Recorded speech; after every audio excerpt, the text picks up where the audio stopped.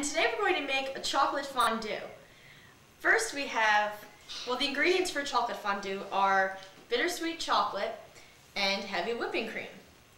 And to make that really easy to make, we have a fondue pot which you just plug into the wall and it heats to the right temperature, and then you just melt your chocolate. So first thing is we're supposed to have 4 bars of bittersweet chocolate. Each one is 3.5 ounces. And we break into small pieces, and you can use a special serrated knife, which makes it even smaller, so it heats more evenly. And then we take 3/4 cup of heavy whipping cream, and we put them in the fondue pot. It's not quite hot enough yet, so why don't we begin with cutting up more of our chocolate. And break into small pieces.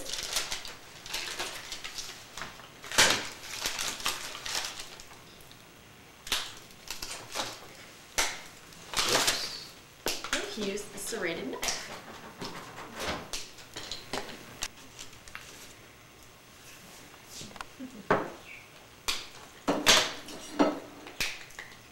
Serrated knife is boring. We're just gonna ignore it.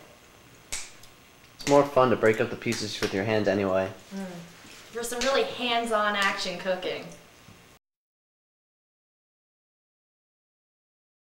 It's important to make sure that our pieces of chocolate are fairly small size so that they melt evenly and quickly. You've already said that. And that's okay, Cliff. The one lesson when doing this though is do not touch the fondue pot, because the fondue pot is very, very hot. And how I just learned the very hard way, I just burned my hands. So do not touch the fondue pot in the middle, and don't let it unplug, because then it will cool down. And I guess we're going to keep the fondue pot right over there. First we're going to put some of the chocolate in, but we need 1/3 cup, or 3/4 of a cup of heavy whipping cream, so Cliff is pouring it in. I'll add some chocolate into our warm fondue pot. Cliff can add some of the heavy cream. And that's too hot. Maybe. Or maybe not, I don't know. There we go. There we go. That looks quite tasty. Smells good. So Courtney can continue stirring this while Cliff and I prepare the fruit. Fruit. Good. You should constantly be stirring your chocolate fondue. We washed some fresh strawberries, and we're going to slice up some banana. Well, now we have a cutting board because this is a professional cooking show, but we should make pieces a little thick so that they can stick on the fondue skewers and they won't break apart.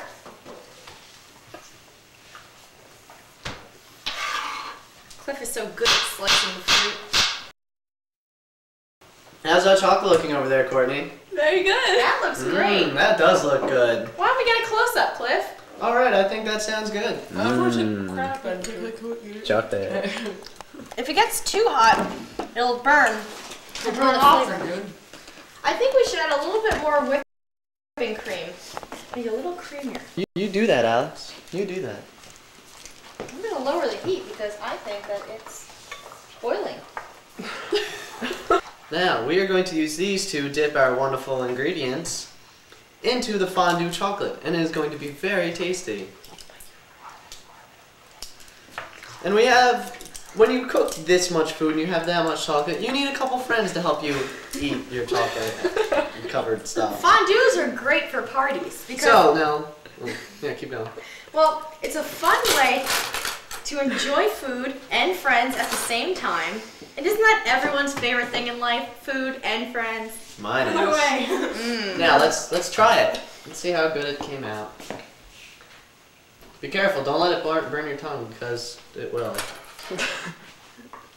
I don't know. Ow. Don't know where it is. Some other ingredients that are pretty common for fondue, besides bananas and strawberries, are marshmallows and pound cake, which you can cut up into kind of large chunks so they don't fall apart. one thing with the pound cake is you really shouldn't dip it in, but you should take some chocolate out of the fondue pot and drizzle it on the pound cake, or else it'll break up and dissolve and get in the bottom of the pot. And also, chocolate-covered pretzels are really good. Combination of the salty sweet, right, Cliff? Yes. Really good. Good. And what's fondue without milk? Fondue.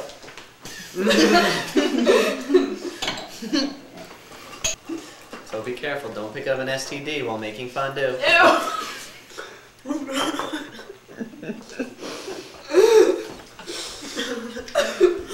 That's lesson number 2, by the way. Some fondones of fondue. Oh my god. Yeah, Don't get STDs. Don't get SATs. Don't get the SATs either, they're not fun. Look at my hair. And do you want a piece of pound cake? I'd like you. Beautiful. Cameron did not hear that. It's a little chunky, isn't it? I did say make it to large chunks, didn't I? No. I did. With my banana sandwich. And John. Another fondue. As I was telling you earlier, but she did not listen.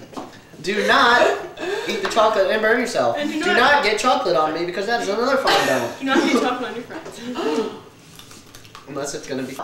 One thing about fondue that's so fun is that each skewer has a different colored tip, so that when you're here with all your friends, you don't have to use the same one as them, because we don't want STDs.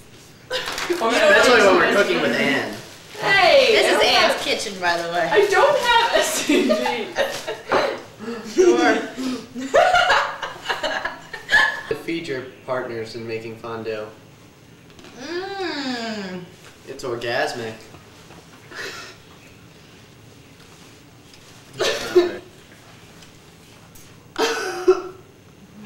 Well, it's been fun, guys. We've got to clean up now before Anne's parents see this mess we made. But thanks for watching Cooking with 2 Girls and a Guy. Remember, I'm Cliff. And I'm Alex. And I'm Courtney. See you next time. Have a good day.